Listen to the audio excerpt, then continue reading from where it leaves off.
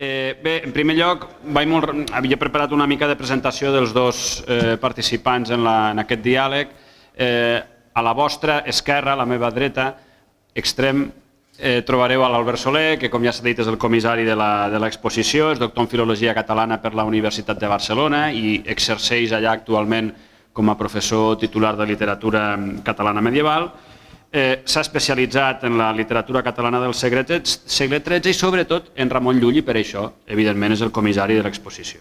Per exemple, ell és autor de diferents edicions crítiques del llibre d'ordre de cavalleria, del llibre d'Amic i Amat, del roman d'Abast de Blanquerna i també del llibre de contemplació en Déu, totes elles obres de Llull. També ha publicat una monografia en anglès titulada Ramon Llull as a Vernacular Writer, Communicating a New Kind of Knowledge, publicada a Londres el 2016 per Tàmesis, juntament amb Lola Badia i Joan Santanac. És també membre del Consell de Redacció de la revista Estudia Lul·liana, director de la comissió editora del Patronat Ramon Llull i membre del Centre de Documentació Ramon Llull, entre moltes altres coses relacionades amb Llull. La Isabel Grifoll és doctora en Filologia Catalana per la Universitat de Barcelona i actualment és professora titular de literatura catalana aquí a la nostra universitat, a l'Estudi General de Lleida. Les seves línies de recerca abasten la història de la literatura catalana medieval, l'edició crítica i interpretació de textos catalans medievals i també la història, edició crítica i interpretació de textos romànics medievals. Ha participat i participa en diferents grups i projectes de recerca finançats tant pel Ministeri com la Generalitat de Catalunya, entre els quals el grup de recerca Espai, Poder i Cultura que compartim d'aquí de la Universitat de Lleida. Entre aquests projectes en els quals ha participat la Isabel, voldria destacar un que va dirigir la doctora Lola Badia, titulat Ramon Llull i el trasfondo cultural de les lletres catalanes medievales. Entre les moltíssimes publicacions i monografies de la Isabel, voldria destacar les que ha dedicat al Tirant lo Blanc, de Joan Martorell, a Lo Somni, de Bernat Metge, i també els esforços que ha dedicat a obres com el Curiale Güelfa i la poesia trobadoresca dels segles XIV i XV. Per tant, tenim dues patums absolutes aquí. I això que no som a Berga. Això mateix. Dos popes, que se'n diu. Tenint en compte qui tenim aquí avui i a qui està adreçada l'activitat que us proposem, crec que estaria bé portar la discussió i l'enfoc cap a la literatura medieval, lògicament, cap a la difusió de l'obra de Llull i cap a la modernitat, que jo crec que és una de les coses que últimament sempre es parla quan es parla de Llull, cap a la modernitat de la seva obra. Amb els ponents, conferenciants, participants del diàleg, hem quedat que podeu participar des d'allà mateix. És a dir, quan vulgueu expressar alguna cosa o preguntar en relació a alguna cosa que surti en aquest diàleg, podeu intervenir. Jo m'he preparat uns punts molt sumaris, molt senzills. El primer ja ho veureu, és generalista total. Per què Ramon Llull és un personatge clau en la història de la literatura catalana? Una cosa tan bàsica com aquesta. Jo. A veure, per què és clau en la història de la literatura catalana? Per tant, no parlem en la història, diguem-ne, de la cultura a Europa. En la història de la literatura catalana. Ah, d'acord.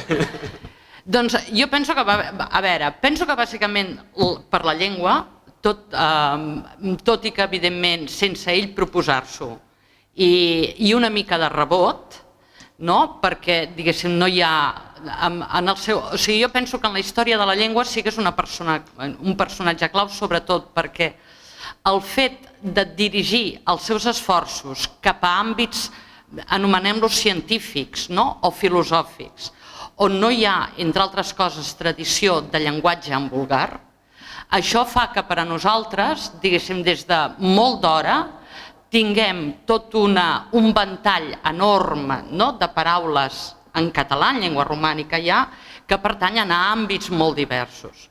Perquè, diguéssim, Llull fa, diguem-ne, filosofia o ciència en català, probablement perquè, a veure, és un autodidacta i no ha passat pels filtres, diguéssim, reglamentaris de l'educació, diguéssim, medieval, i això fa que escrigui part d'aquesta literatura, doncs, o d'aquesta obra en vulgar i que de retruc nosaltres, doncs, o sigui, diguéssim, ell fa un esforç per entendre'ns de pioner, no? Per posar en català determinades paraules que no hi eren. I això fa que, doncs, de retruc a nosaltres hi ha molt d'hora en la història de la llengua, si ho comparem amb altres, diguéssim, històries, sobretot de les altres llengües romàniques, cosines germanes o germanes únicament, doncs sigui singular. En aquest nivell, diguéssim, de la llengua sí que és pioner. En la història de la literatura, jo seria, diguéssim, a veure, seria un pèl més reservada. Perquè, clar, ell no és un poeta, per dir-ho així, de voluntat ni de vocació. Llavors, clar, diguéssim, la literatura que fa és també, com suposo que tindrem ocasió de parlar-ne, és una literatura especial, cosa que no vol dir que no tingui difusió, però, diguéssim, no és un personatge que, diguéssim, amb la voluntat de construir una tradició literària. Això, a veure, li surt de retruc. També, malgrat tot, he de precisar, Llull, malgrat tot, té la seva obra, és una obra, la literària, és una obra, com també deia l'Albert en l'exposició, és una obra que té molta difusió, no únicament en l'àmbit català, sinó en l'àmbit, com a mínim, de l'Europa occidental o de l'Europa romànica, i hi ha molts autors que, de fet, hi accedeixen. No sé, podem posar casos des de Joanot Martorell o Ausiàs March, per exemple, per citar ara dos noms. Hi ha obres que són molt llegides a Europa, per exemple, les dues novel·les, tant el Blaquerna com el Llibre de Meravelles, i sobretot el llibre de Miquel Mat, que fins i tot, si ho fem arribar fins a hores d'ara, a banda en la història de la literatura catalana, el llibre més traduït a altres llengües romàniques és el llibre de Miquel Amat. No és ni tan sol La plaça del Diamant, de la Mercè Rodoreda, que és un best-seller indiscutible. Vull dir que sí que ho és, però ho és. Jo penso que tant en la llengua com en la literatura ho és sense voluntat, és a dir, que, diguéssim, de rebot, per entendre'ns, nosaltres ens n'hem beneficiat moltíssim, no? Però ell no és com ja deia l'Albert en presentar l'exposició, ell té una altra vocació, la seva vocació és la missió, la predicació, la missió en aquest sentit, i per tant fer una literatura per aquesta missió, no per passar el temps, no per l'oci, una literatura que, de fet, diguéssim, adreçada en aquest cas al públic, diguéssim, laic, als seus compatriotes, a la literatura que sigui, perquè siguin més bons cristians. O sigui, no és un trobador, ni molt menys que vulgui divertir. I al mateix temps tampoc és un frare que adoctrini com adoctrinen els frares. Vull dir que és molt, molt, molt original en tot el que fa, perquè, com deia ara la Isabel, és un autodidacta i que, a més, no ha de retre comptes a ningú. És a dir, no pertany a una cort, no pertany a un ordre religiós, no és un frare que hagi de retre comptes al seu bisbe, fa el que li dona la gana. I aleshores, quan fa literatura, fa coses realment sorprenents. Tan sorprenents i tan diferents que, en relació a la immensa obra que té Llull, la seva influència posterior és molt petita. Ella, per exemple, esmentava Joanot Martorell. Efectivament, Joanot Martorell, el Tirant-lo blanc, és el desenvolupament per davant i per darrere del pròleg del llibre de l'Orde de Cavalleria. El pròleg del llibre de l'Orde de Cavalleria és una pàgina. És una cosa molt senzilleta. És de les coses menys originals de Ramon Llull, el pròleg aquest de l'Orde de Cavalleria. En canvi, això té una certa... En canvi, una cosa tan original com l'arbre exemplifical de l'arbre de ciència, que és una anada d'olla monumental, és una cosa que és un sistema pel qual ell transforma en literatura la ciència i posa dialogar i que hi hagi petites històries, el triangle i el quadrangle, el sol i la lluna, el pebre i la garrofa i la cirera, vull dir, coses al·lucinants que farien les delícies dels poetes surrealistes. Això no té cap mena d'influència, transcendència després en la història de la literatura. Vull dir que a vegades Llull és tan Llull i va tan a la seva i és tan original que queda a part de tot el món. Vull dir, és curiós això. Vull dir, si ara en la història de la literatura no hi hagués hagut Llull, catalana, en la història de la literatura catalana no hi hagués hagut Llull, la literatura catalana hauria sigut bàsicament la mateixa. No... Curiós, no? Però, evidentment, l'aportació de Llull és molt important a la història de la literatura, però és bastant ell.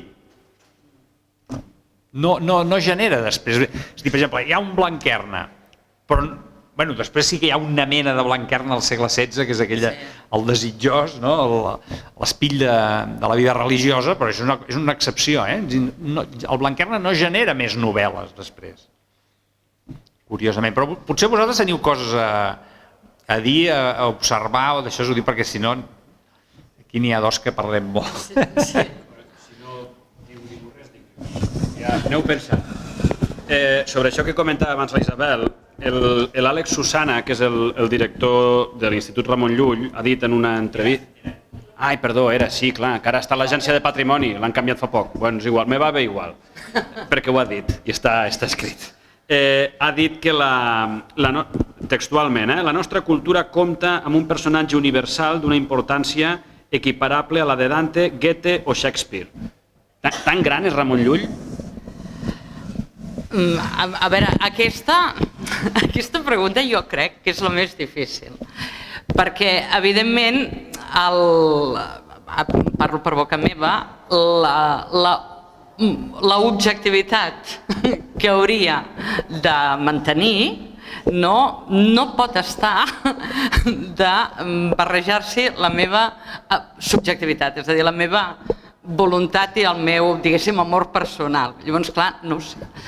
A veure, que és una gran figura en la història del pensament europeu, jo no en tinc cap mena de dubte. Probablement no en el seu temps, sinó en la posterioritat. És a dir, jo crec que comença a haver-hi un Llull important a partir del Renaixement, a partir de Giordano Bruno, a partir de la filosofia, diguéssim, del Renaixement, que torna a Llull perquè veu una cosa que allí trobarà probablement resposta a inquietuds que ells aleshores tenen. Jo que sé, poso per cas les arts de la memòria, que Llull havia escrit distintes coses al voltant d'això i fins i tot l'art en si mateixa té un component memoratiu. És a dir, que la posteritat, jo sobretot a partir del Renaixement, no en tinc cap mena de dubte. Ara jo deia Giordano Bruno, podíem anar passant per Leibniz, la monadologia i anar baixant. En el seu temps, primer, jo crec que és un pensador no entès, perquè aquí ho hem dit una i altra vegada, és un pensador singular, especial. Ara l'Albert deia una cosa que jo penso que la clava, que és que va la seva. És que tan així, o sigui, va la seva. Això, en un món, sempre el món universitari, i mira, que aquí en venim tots tres, el món universitari sempre deixa poc marge a la innovació, al segle XIII i al segle XXI, en general, deixa poc marge perquè hi ha uns paràmetres establerts que s'han de mantenir. Però en el món universitari de Llull, que és l'escolàstica, aquests, diguéssim, paràmetres bàsicament aristotèlico-tomistes, gairebé podríem dir que són inamovibles, o són molt fèrries. Llavors, clar, diguéssim, intentar d'introduir novetats en aquest món, evidentment, això no pot ser ben vist. O sigui que aquest factor, per dir-ho així, de la incomprensió, també s'ha de tenir present. Ara bé, una altra qüestió, que aquesta és la que em dol més de dir, en part. Jo penso que més, o sigui, ell, valorat des d'avui, per exemple, és un innovador, posem per cas, perquè el seu mètode arriba a una sistematització algebraica, matemàtica, que això és un gran pas en Europa, diguéssim, a Europa, perquè suposa, diguéssim, capgirar els sistemes de la lògica, del tradicional sil·logisme. Clar, això és molt innovador, no? Sobretot en la recepció, en l'època incomprès i en la recepció del fenomen. Ara bé, en el seu temps, diguéssim, jo diria, i em dol dir-ho així, però el substrat de la filosofia lul·liana, per dir-ho així, és una mica antic. O sigui, el pensament agustinià, probablement, fins i tot en el seu moment, en la seva contemporaneïtat, hi ha altres figures que potser estan avançades. Ara, perquè parlàvem en la història del pensament. L'altra cosa és aquest problema concret, diguéssim, de convertir els altres. I, a veure, és important, no cal ni dir-ho, per al Gavadà d'obres, però, a veure, sobretot jo penso que és important en la recepció, a partir del Renaixement, però t'ho passo. O sigui, el que passa que les cultures necessiten tenir patums, no? I llavors, si els anglesos poden ensenyar Shakespeare i els francesos Molière i els alemanys Goethe i els espanyols Cervantes, doncs nosaltres hem d'ensenyar algú, no? I llavors es treu Ramon Llull, però la veritat és que no s'assemblen res. No. Com un ou i una castanya, tots aquests autors, i Llull és el més raro de tots. Però li hem de fer aquest paper, oi? I llavors vosaltres, que si sou professors de secundària, això ja ho heu experimentat, Llull és més fàcil d'explicar el personatge i de fer-lo interessant al personatge que no l'obra, perquè l'obra, entre que és en català antic i que parla de coses molt curioses, i no és fàcil. Llavors aquí ens passa això, que llavors ens trobem amb una patum i hem fet tot l'any Llull. I quantes obres de Ramon Llull hem llegit en aquest any? Ai! No? Bueno, a mi tampoc m'estranya molt que sigui difícil, és clar, però bueno, no sé, també és l'any Cervantes i m'agradaria veure quants Quixots s'han llegit aquest any, no? I també s'ha començat a fer una qüestió amb Cervantes, que també s'ha començat a fer en Llull, que és a traduir-lo. Hi ha aquesta versió del Quixot, del Trapiello, que és una traducció al castellà actual. Això en Llull també s'ha començat a fer, a traduir-lo, perquè si no el català antic és una dificultat afegida.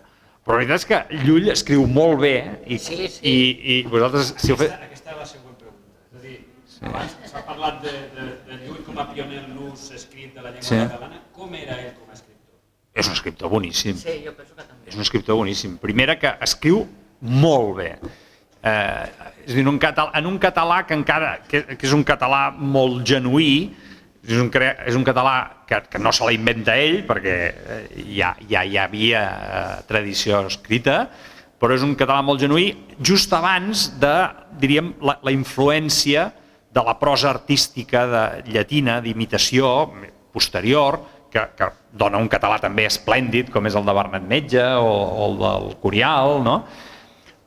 Però aquest encara no ho és, aquest és un altre, encara és un català que no s'emmiralla en el llatí.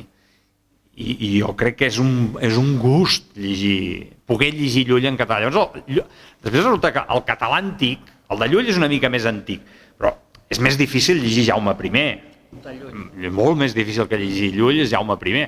Però després, llegir el català antic tampoc és tan difícil per una persona mitjanament culta, no? Llavors es pot fer, si un fa aquest mínim esforç i amb unes edicions que tinguin unes notes i després que es pot consultar l'Alcover Moll per internet, pots buscar paraules estranyes i així. Val la pena fer aquest esforç. Sí. Jo penso, a més, a veure, Com a literat, a mi el que m'agrada és la capacitat que té, probablement perquè no té al darrere ell massa tradició literària, no? O sigui, no és Martorell, que en té molta ja, té la capacitat de captar, posem per cas, diguéssim, la relació entre dos mercaders que venen alguna cosa. Aquesta cosa de a veure si ara l'un el robarà o no el robarà, posem per cas, que això, en el fons, és una persona que té una certa sensibilitat, avui en diríem empatia o no sé quina paraula podríem emprar d'aquesta, però sí saber de quin peu calça la gent, per dir-ho així. Clar, quan un autor hi ha molt al darrere, molta tradició literària, aquestes situacions automàticament són filtrades per la tradició i perden l'espontaneïtat, per entendre'ns, o aquesta captació de l'ambient d'aquests fils i ràpidament són capgirades pels models. I clar, Llull, per aquesta gràcia jo diria gairebé innata, a l'hora de captar la gent i de transcriure-ho, i clar, a veure, ell ens parla de situacions molt estereotipades en general, perquè clar, ell vol donar, per dir-ho així una mica modernament, vol fer catequesi amb nosaltres, no? Llavors, clar, les situacions són una mica estereotipades, però clar, sempre hi ha divergències i veus que allò que, malgrat tot és estereotipat, ell ho ha viscut d'una manera o altra, o s'hi ha trobat. I aquesta cosa surt. I a més, clar, ho fa amb una frase molt senzilla, molt elemental. És a dir, a veure, desenganyem-nos. Poso el cas de Joan Martorell perquè sabeu que cada any gairebé és lectura obligatòria, no a secundària. Hi ha fragments del Tirant que escapen a la nostra estètica moderna. És a dir, que són, permeteu-m'ho, ploms. És a dir, que no vol dir que al segle XV allò no estés molt bé, però hi ha coses que, en canvi, Llull no. Llull és allò, aquesta frase gairebé avui en diríem com sintètica, que segons com això ens agrada més de llegir que no la retòrica aquesta, una mica a vegades que trobes, que dones toms i toms i toms i toms. No sabria respondre això, però em sembla recordar quan es va fer, es van prendre unes determinades opcions respecte de l'àrab, jo no t'ho sabria explicar, és a dir, com si diguéssim una cosa fonètica o una cosa etimològica, i em sembla que van optar per una cosa fonètica, no sé exactament. Sí, això sens dubte. El que ens costa de saber és què exactament. És a dir, que hi ha, per exemple, que hi ha influències sufís en el llibre de Megamat, això ell mateix ho diu. La lògica del Gatzell, que és la primera obra que no sabem si és a Montpeller o on és, perquè no sabem d'on és, però és la primera obra que escriu ell, i en el fons és una traducció, una adaptació de la lògica del Gatzell. I efectivament, és a dir, ell fa un esforç que va molt més enllà del que és habitual a la seva època d'inculturació en el món àrab. Hi ha totes aquestes influències. Que ens costa és de precisar què exactament. I, per exemple, el llibre de Miquel Amat, clar, hi ha molts elements que es poden atribuir al mateix temps a la cultura trobadoresca, a la cultura bíblica, del Càntic dels Càntics o sufí. El que passa és que ell sempre amaga les seves fonts, cosa molt estranya en un autor medieval, que normalment el que fa és declarar, perquè és situar-se en una tradició. Com que ell està inventant una nova tradició, ens amaga les fonts, naturalment no vol dir que no les tingui, el que no hi ha és, diríem, el que s'està inventant ell és una tradició vernacular, en català. És a dir, el que no té massa amb què dialogar directament és en el propi català, que és el que sí que es troba a Martorell 2 segles més tard, però efectivament Llull té, naturalment no hi ha ningú que escrigui del no-res. Però en la part àrab, en els estudis lul·lians hi ha una certa divisió entre els que diuen no, és que el principal estímul és àrab, i els que ho posen en dubte, perquè no acabem de saber mai exactament quines obres. Sufís sí, però quins mestres sufís? Sí, ho diu, però quins sufís? Sí, però qui? Quin autor? No, és que n'hi ha, sí, però quins són els que fa servir Llull? És això que no sabem. No, ell no cita mai un autor concret. Sí, però un autor no... És a dir, podríem relacionar, per exemple, el fet mateix de que l'Amic i l'Amat siguin dos de gènere masculí. Això entronca amb una tradició sufí més que no pas bíblica, on l'esquema és més conjugal, el càntic dels càntics. Ara, quin autor sufí? Ja no ho sabem.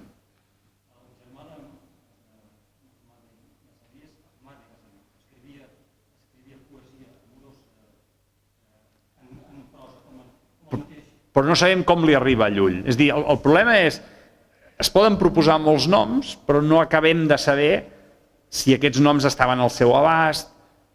Segur que en tenia, però dic, ens costa molt de perfilar quins són els autors àrabs concrets que influeixen en Llull. El Gatzell sí, el Gatzell, perquè ell mateix és dels pocs que ell mateix diu. A veure, aquí perquè probablement sí que hem pecat perquè ha anat així la conversa. Diguéssim, fèiem com l'exposició, a partir, diguéssim, tenint com a punt de partença d'una banda, diguem, la tradició cristiana, no cal ni dir-ho, i la tradició llatino-occidental, per entendre'ns. Clar, potser no hem donat prou peu, potser perquè per les preguntes o així, diguéssim, no n'hem parlat concretament d'aquestes altres, diguéssim, influències que pesen sobre Llull, que són absolutament reconegudes. Vull dir que no era una voluntat, diguéssim, de... La intenció, tot sigui dit, no era entrar tan a fons, és que estem entrant molt a fons. Vam amb els àrabs. No, que el debat està molt bé, però jo volia passar per coses més superficials. Bueno, no, perquè com ha fet el senyor fer la intervenció, semblava com si, a vegades sembla com si volguéssim escamotejar, això, l'Albert ho ha dit abans perfectament a propòsit de la illa de Mallorca. O sigui, diu, no és una illa, és una cruïlla. Doncs Llull també és una cruïlla.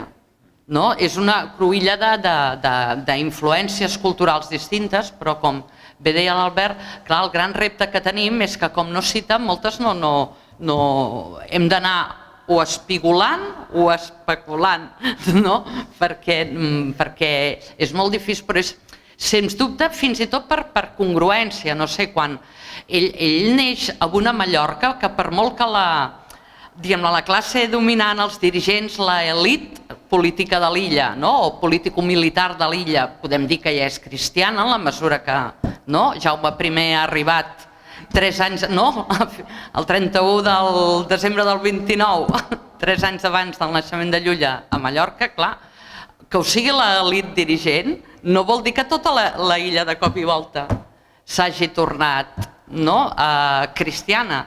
I a més, clar, probablement cometem a vegades com una mena de pecat que pensem, ja van arribar les tropes de Jaume i a partir d'ara, a vegades hi ha com una soberbia, ho dic així, cristiana, que tendim a pensar que, clar, com els altres van anar, per dir-ho així, els musulmans de l'illa van anar a parar a l'esclavatge, doncs havien de ser ja com aquell que diu uns incultes o uns analfabets, clar, mentida. Ell mateix que es forma amb un esclau, amb qui aprèn àrab, i aquest esclau jo crec que estava bastant ben retratat en la sèrie, en el documental aquest que van fer, del Codrama que van fer a TV3. Era una persona culta, segurament, aquest esclau. Relacionat amb això que heu introduït, amb el tema de l'esclau i l'aprenentatge d'una altra llengua, voldria que parléssiu una miqueta també, perquè ja se'ns acaba el temps, sobre el tema de les llengües, Llull, l'evangelització, el diàleg interreligiós, per suposat, perquè Llull aprèn unes altres llengües perquè vol establir un diàleg amb altres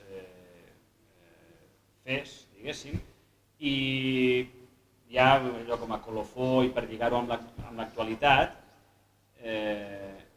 quin paper pot jugar la figura de Llull en aquest context de diàleg interreligiós en aquest moment actual de crisi tan potent entre Occident i l'Islam. Batibull de coses. Déu, i això, tu vol que se't resol. Per part. O sigui, Llull en aquest sentit és un personatge excepcional pel que fa a les llengües, no? Perquè realment maneja una diversitat de llengües que no era el que era habitual, no? És a dir, els clergues funcionaven en llatí, la universitat funcionava en llatí, els trobadors funcionaven en occità, no? I les corts doncs, ja començava a treure el cap al català, però el que fa Llull és un ús molt estratègic de diverses llengües, posant-les al servei del seu projecte. I, per exemple, ell pensa en fer traduir les seves obres. Per exemple, pensa arribar al francès, i per arribar al francès passa per l'occità. I això és tot un disseny, diríem, d'estratègia literària i de difusió de les seves obres. El tema del diàleg interreligiós, clar, Llull sempre diríem, estem en un personatge que està molt convençut de tenir la veritat i que la veritat és cristiana, però al mateix temps que fa un esforç per aconseguir un veritable diàleg. I això no exclou el recurs a la força. És a dir, en això a vegades hi ha tot un debat, no? De dir, però Llull era una persona dialogant, però també era partidari de les croades. A veure, el que era Llull era una persona molt realista que vivia en el món del seu temps, en el món del seu temps exactament igual que ara, per cert, 700 anys després, hi havia conflictes en el qual l'ús de la força era indefugible. El drama que has dit es veu molt clar amb el tema de l'esclau. Sí. Bueno, aquí ells sí hi posen una mica més de... perquè el que ell explica no va com allà, hi ha una mica de llicència, però vull dir, sí, és clar, ara, molt bé, podem ser molt pacifistes que sigui, però què en fem de l'estat islàmic? Com resolem el problema de l'estat islàmic? Aquesta gent s'asseuran mai a parlar de res o se'ls ha de bombardejar? O hem de deixar que vagin matant gent? O què hem de fer? Avui no plantejar-se el tema de l'ús de la força, per molt que un sigui pacifista, és viure en el món del happy hour. Llull li passava exactament igual. És a dir, ell pensava que no es podia obligar a creure ningú, que la fe era una opció que havia de fer cadascú lliurement i raonadament. Per tant, s'havien de posar les condicions perquè fos possible un diàleg, no un diàleg de sorts, i per tant el seu sistema pretén de ser un sistema que estigui més enllà de la cultura i de la religió cristiana, que sigui un terreny comú on es produeixi aquest diàleg. Ell està convençut de la veritat de la fe cristiana i per tant, si hi ha una veritat, que és la cristiana, tothom arribarà a aquesta veritat. Que es tracta, és a dir, no ens ha de fer por que la gent pensi. En aquest sentit, Llull és molt innovador, però al mateix temps és molt dogmàtic, perquè no té cap dubte ni mig que la fe cristiana és la veritat i que els altres estan equivocats. A vegades ho matisa, no és que els altres estiguin equivocats, és que no creuen prou perfectament. És a dir, la fe musulmana no és que estigui equivocada, és que no és prou perfecta. És que la cristiana és més perfecta que la musulmana. És a dir, encaixa, la fe cristiana explica molt més la realitat. I en aquest sentit la fe musulmana és defectiva.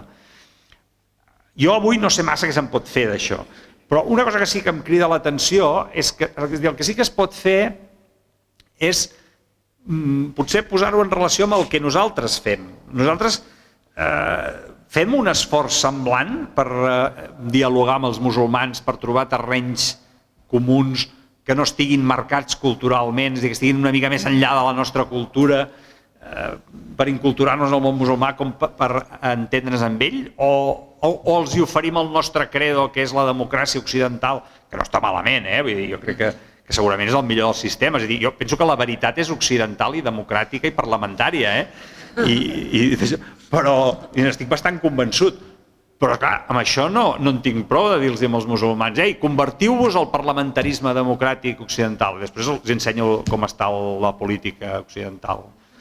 I ja veuràs quines ganes els hi agafen. No? És a dir, què poden pensar els musulmans que són gaire exemplars? Tot això també s'ho plantejava Llull, Bueno, de fet, a veure, tal com deia ell, no hem de tenir tampoc la imatge de Llull no era una ànima de càntic, per dir la primera expressió que anava bé, perquè fins i tot totes les seves obres que ell aborda, diguéssim, directament aquest tema, diguéssim, de l'ús de la força, no? A propòsit, concretament, doncs, del gran fenomen, del gran fet històric de l'època, són les croades, ell més o menys amb matisos d'una obra a l'altra, però ell sempre va dir el mateix, diu primer, o com deia l'Albert, la traducció seria primer bombardegem i després ja convertirem, no? És a dir, primer que avancin els exèrcits, no? I primer doncs, l'ús de la força i després, quan tot això ho tinguem, no? Quan tot ja han guanyat, ja hagin guanyat, per dir-ho planerament, doncs llavors ja enviarem els exèrcits de missioners, no? Que convertiran a la gent. Quan el llegat, clar, a veure, també jo estic totalment d'acord amb l'Albert, és evident que no... O sigui, ell, clar, des dels nostres ulls moderns de societats demòcrates, liberals, respectuoses, si més no teòricament, no? Clar, nosaltres no podem... I sobretot de societats, diguéssim, laiques o que han abandonat des de fa molt temps, no? Allò de que estat és religió i religió també és estat, no? Com era l'edat mitjana aquí, no? Evidentment la fe s'ha traduït en una qüestió, diguéssim, interior, no? Interior i personal. Per tant, no penso que no es pot plantejar com un agent de civilització, per dir-ho així, com era, no? En temps de Llull, és a dir, com un agent, no? De posar ordre, no? Clar, no ens oblidem, Llull va per aquí, Llull va quan intenta convertir, no? Intenta convertir per assimilar el cristianisme, no? El seu model és un model no de diversitat, és un model d'uniformitat i en última instància d'intolerància. Utilitzo un llenguatge modern. Ara, que això ho pot fer a cops de roc, l'altre ho pot fer a cop de doctrina emanada dels concilis de l'Església, com es feia des de principis del 13, que ja van fer mesures d'exclusió contra els jueus, etc. I això intenta fer-ho, però per la via del diàleg. Jo penso que, clar, el gran llegat és aquest, el gran llegat és la raó, és la capacitat, diguéssim, de saber raonar les coses, no raonar les coses. Jo penso que això... És que no li fa por pensar ni que l'altre pensi. Jo crec que això és una gran aportació, aquesta. És a dir, ell no li fa por que l'altre pensi i tota la seva obra està desenvolupada per permetre que l'altre creixi en les seves capacitats intel·lectuals i espirituals i afectives també. I això té molt de valor. Sobretot perquè a l'edat mitjana i fins fa 2 dies i encara ara, hi ha molta gent a qui li fa por que la gent pensi. Més aviat el que ha de fer la gent és creure. Doncs Llull amb això és molt atrevit, és molt agosarat. Sobretot perquè està convençut que si la gent pensa, acabarà pensant en cristià. Acabarà pensant com ell. Sí. La única religió verdadera. Clar, és l'única religió verdadera. Ens queden uns minuts escassos. L'últim punt que m'agradaria comentar amb vosaltres.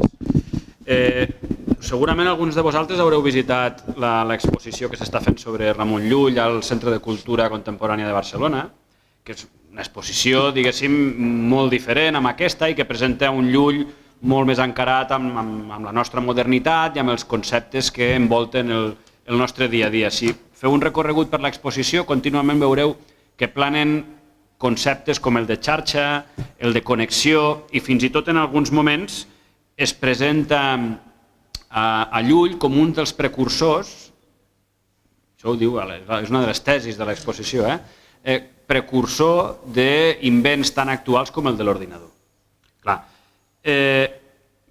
aquesta i altres idees són algunes de les tesis que desenvolupa el comissari de l'exposició, Amador Vega, que ell fins i tot va afirmar, ho he llegit en alguna entrevista, diu Llull s'inventa una màquina i un mètode que posa en relació totes les arts.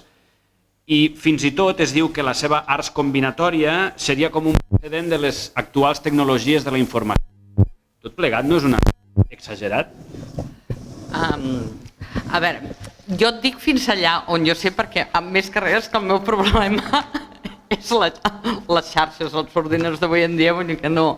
A veure, hi ha una part que sí que és veritat fins a... O sigui, l'art de Llull, l'art en principi vol ser un mètode per a la conversió de l'altre, no? Mètode racional, com dèiem ara. El que passa que després aquest mètode, clar, perquè allò sigui vertader, és a dir, perquè demostrem que el cristianisme és el vertader i que per tant vol dir que musulmans i jueus també estan aquí, com aquell que diu aquest mètode ha de ser aplicable a qualsevol camp del saber, del món, etc. Això fa que Llull vagi aplicant aquest mètode en distints camps de la realitat o del saber. I el mètode esdevé un mètode de mètodes. És a dir, esdevé gairebé una matemàtica. I això, les formulacions algebraiques són això. És a dir, que tot el que diu l'exposició, jo penso que, traduït en termes moderns, és aplicable, és cert. És el món de la xarxa, tot està connectat, tot... Ara, després hi ha la cosa que sobre això hi ha articles, el que passa que jo això no ho puc explicar perquè jo no sé en prou feines que és un sistema binari en un ordinador, o sigui que aquest és el meu problema. Però sí que he llegit articles d'això que, diguem-ne, els especialistes, que no sóc jo, han estudiat l'art de Llull i l'han vist com aquell que diu com un dels fonaments del sistema computacional modern. El que passa que jo aquí no puc dir massa cosa més perquè el meu problema és senzillament que no em faci l'ordinador un reset, saps? Perquè no.